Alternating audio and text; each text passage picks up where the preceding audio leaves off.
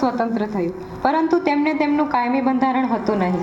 તેને બદલે સુધારેલા વસાહતી કાયદા ગવર્મેન્ટ ઓફ ઇન્ડિયા એક્ટ 1935 પર આધારિત નો અમલ થતો અને દેશ રાજા પંચમ જ્યોર્જના બ્રિટિશ આધિપત્ય તળે ગણાતું અને દેશના વડા એવા સર્વોચ્ચ પદ ગવર્નર જનરલના પદ પર લોર્ડ માઉન્ટબેટન કારભાર સંભાળતા હતા.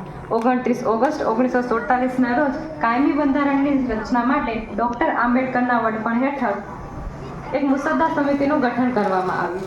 સમિતિ દ્વારા બંધારણનો મુસદ્દો તૈયાર કરી અને 4 નવેમ્બર 1947ના રોજ બંધારણ સભા સમક્ષ રજૂ કરવામાં આવ્યું.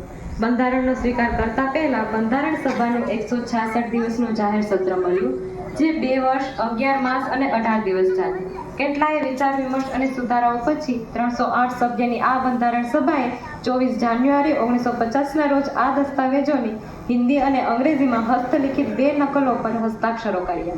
2 દિવસ પછી ભારતનું બંધારણ ભારત ભૂમિ માટે કાયદાનું સ્વરૂપ આપ્યું. ભારતનું બંધારણ 26 જાન્યુઆરી 1950થી અમલમાં આવ્યું. તો આવું જ આજના દિવસનું મહત્વ સમજાવતું વક્તવ્ય લઈને આવે છે અમારી શાળાની ધોરણ 6ની विद्यार्थिनी सोलंकी संध्या। आज हम सभी को एक स्पेशल दिन की याद में यहाँ इकट्ठा हुए हैं, जिन्होंने हमें मजबूत राष्ट्रीय के रूप में आगे बढ़ने का अवसर दिया। रिपब्लिक डे हमें याद दिलाता है कि हम सब साथ हैं और एक ही भारतीय परिवार के सदस्य हैं। साथ ही हम एक साथ राष्ट्रीय के निर्माण के लिए एक साथ आगे बढ़ रहे हैं।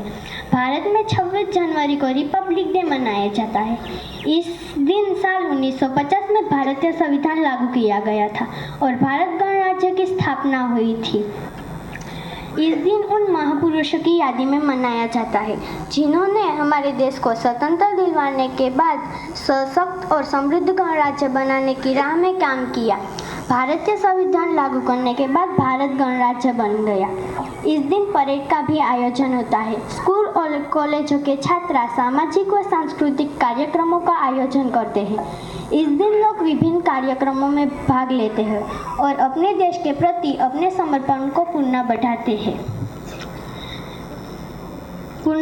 हैं।